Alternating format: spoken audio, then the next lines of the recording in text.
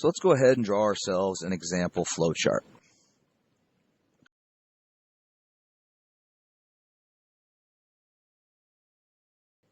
Let's say we want a robot, either a protein-based robot or maybe just a robot that we're programming on our computer.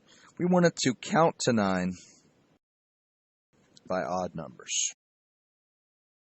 Hopefully you all know how to do this. Count to 9 by odd numbers. Everybody go ahead and give it a try. Go. Too easy, too obvious. Now you've already been programmed to do it. Pretty easy. But let's talk about how we would write the flowchart to program our robots to do it. So obviously we're going to start with a start. Just a rounded off circle. From there, we are going to start counting.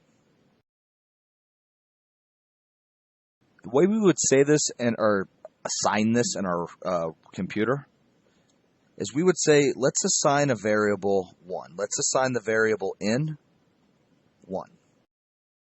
And that's just how you would write that. I'm going to put that in parentheses because this is how we'd say it in our coding language or whatever.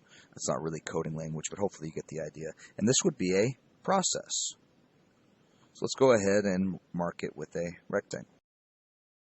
Now, the first question I want to ask you, and this might seem a little confusing at first, but the first question you should ask, the decision, is in, we just assigned in to 1, or we started counting, is that number that we started at, is that greater than 9? Some of you might think you should write equal to 9, and there's a very good reason not to. You could, but it would add more steps in the code. And when you add more steps, you're increasing the likelihood of bugs and problems. It's just simpler to do it in the simplest way. Hopefully by the end of this, you'll understand why I do it this way. But what shape would I use for this? The rhombus or the diamond? Very good. So, if no, so you start counting, assign n to 1, or 1 to n, I should say. Ask yourself the question, if no, say the number that it is, which is what this time? 1. Too easy, too obvious. So we say number. Or in the robot's case, we'd say print the number. Put it out there. So print, and then this would actually be an output, therefore. So let's draw it as a parallelogram. Then, very simply, add 2. How would we say this with n? N plus 2. Too easy, too obvious. This would be a process. I don't want you to stress too much about being able to tell the difference. You're not going to be given any gotcha questions where I give you the exact same information and one's a rectangle and one's a parallelogram. You don't have to expect that, right?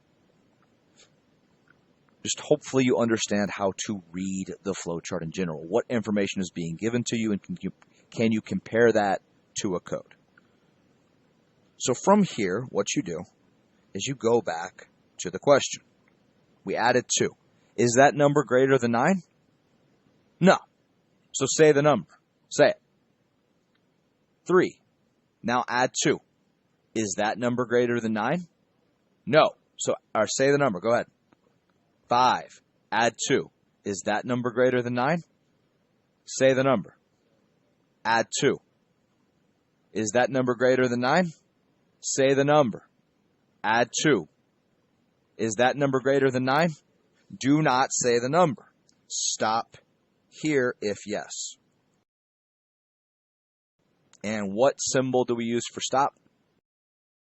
So, I spent some time writing this out in different ways, trying to get it to where it was simpler, and I just said n equals 9, which would be simpler for you.